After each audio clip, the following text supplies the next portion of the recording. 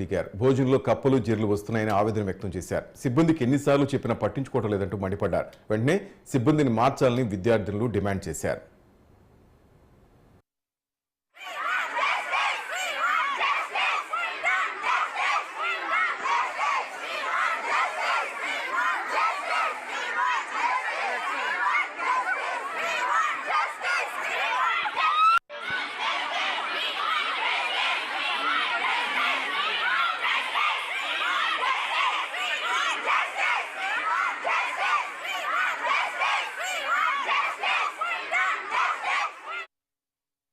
గుంటూరు జిల్లా ఆచార్య నాగార్జున యూనివర్సిటీలో విద్యార్థులు ఆందోళనకు దిగారు. భోజనంలో కప్పలు జీర్లు వస్తున్నాయని ఆవేదన వ్యక్తం చేశారు.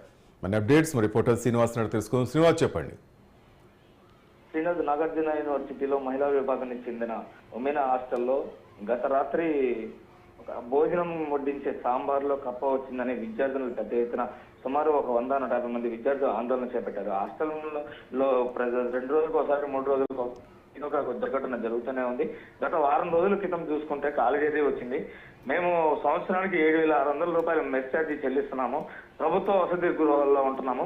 సాధారణంగా ఎస్సీ ఎస్టీ ప్రాథమిక పాఠశాలలో ఇలాంటివి జరుగుతాయి, కానీ ఇలా పీజీ చేసే విద్యార్థుల హాస్టల్లో ఏ విధంగా జరగటం ఏంటంటూ గత రాత్రి అయితే విద్యార్థులు మొత్తం హాస్టల్ వార్డుని బయట రూమ్ ఎదుట బయట ఇచ్చి ఆందోళన చేపట్టారు.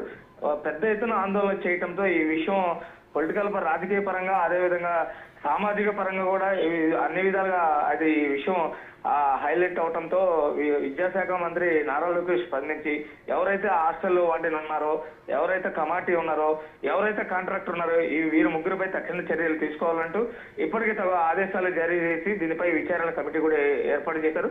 రాత్రి ఆందోళన చేస్తున్న విషయం తెలిసిన పెదకాకని ఘటనా స్థలానికి వెళ్లి విద్యార్థులతో మాట్లాడి ఈ ఘటన జరగకుండా చూసుకుంటాము, ఉన్నతాధికారులకి మీ విషయం తెలియజేస్తాము, దయచేసి మీరు ఈ ఆందోళన విరమించండి అని సీఏ కోరటంతో అప్పటికప్పుడు ప్రస్తుతానికైతే మేము విరమిస్తాము, ఘటన పునరావృతం అయితే మాత్రం తీవ్ర స్థాయిలో మీరు ధ్వజమెత్తి అవసరమైతే కలెక్టరేట్ దగ్గరికి వెళ్లి కలెక్టర్ సైతం వినతి పత్రం అందజేస్తామని విద్యార్థులు సీఏకి తెలిపారు. శ్రీనాథ్.